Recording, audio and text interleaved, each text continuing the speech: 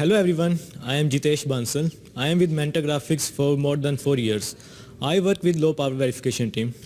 Today I will talk about the coverage of power states and their transitions. Power states are a very important aspect of low power verification. It controls the operating modes of the low power design. So it is essential to ensure that every power state has been reached and it doesn't reach any legal state. So it is very important to have the functional coverage of power states and their transitions. But as we know, UPF defines the power states in abstract manner. So it is very difficult to determine the coverage metrics of the power states. In this paper, we will provide the methodology on how to do the coverage. Let's look at which type of coverage we need for power states. First, we need state coverage. It ensures that all the power states in the design has been reached. And then we have transition coverage, which determines the various transitions from one power state to other state. Then we have cross-state coverage between the interconnected power domains. Each power domain has its own power states. So the interconnected power domains will interfere the power states of each other. So it is necessary to determine the cross-state coverage of interconnected power domains. There are various challenges in covering the power states. One of those is that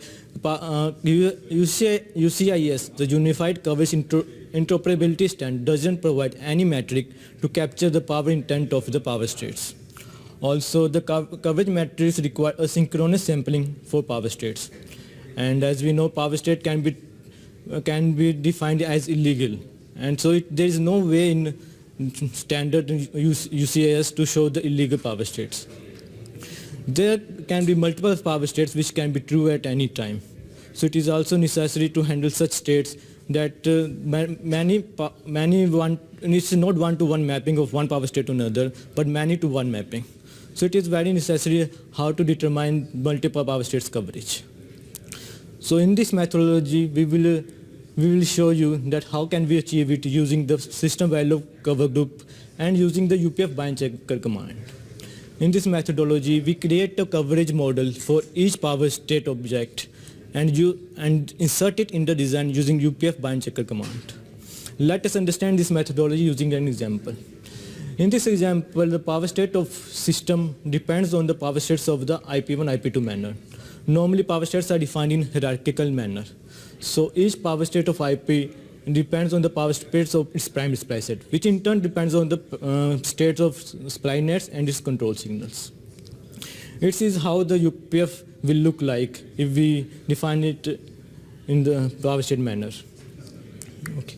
Here the PDTOP has three power states: run, ret, and shed, SHD. Run power state depend on the power states of PDLeaf1 and PDLeaf2. Similarly, the RET power state of PDTOP depends on the power states of RET of PDLeaf1 and the power state of run of PDLeaf2. Similarly for SHD, power state of PDLeaf1 depends on the primary supply of supplies of this PDLeaf domain and the default retention supply of this PDLeaf domain. And the power states of PDLeaf2 depends on the primary supply only. We will first create the coverage model for this PDLeaf IP. In this coverage model, for each power state, we create a state variable, just like the state of for power state of. And it has given values from the Boolean expressions mentioned in add power state command, the logic and supply expressions.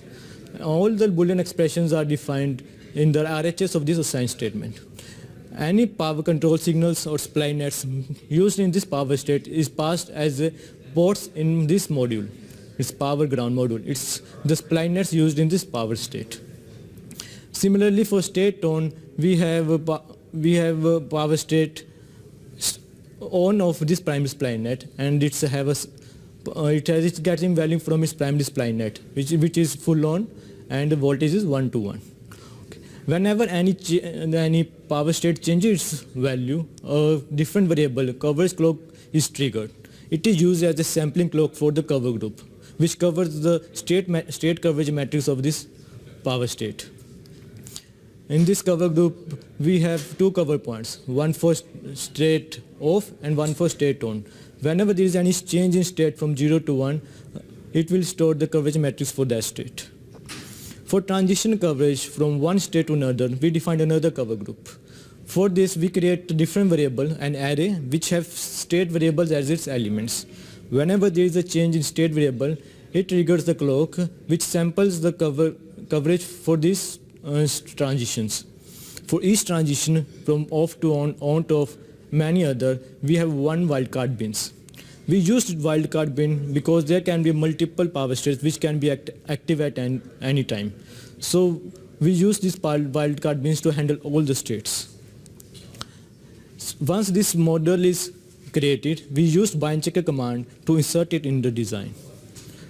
In this bind checker command, we use this module as option, and the scope where this module we want to be inserted. We pass all the spline nets and control signals in the port mappings of this bind checker command. Similarly, for all the other power states like PD top and PD lift 2, we create similar module and insert it using bind checker command. As we see, the PD top power states depend on the power states of PD lift 1 and PD lift 2. We can directly use the power state defined in the other coverage module directly in PD top power state, just like shown in this example.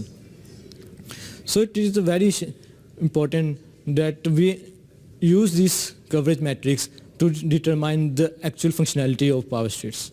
Once it's inserted using bind checker command, simulation will show the results like this. It shows the coverage of each state, each transition, and for each illegal state and each illegal transition, it will show the error in the transcript window. So in conclusion, it is very necessary to have coverage matrix, and it is very important that all the transition state and cross coverage is fully determined by the tool. In Coesta Mentor Graphics tool, it has already been implemented. It uses a similar methodology to automatically determine the coverage of power states.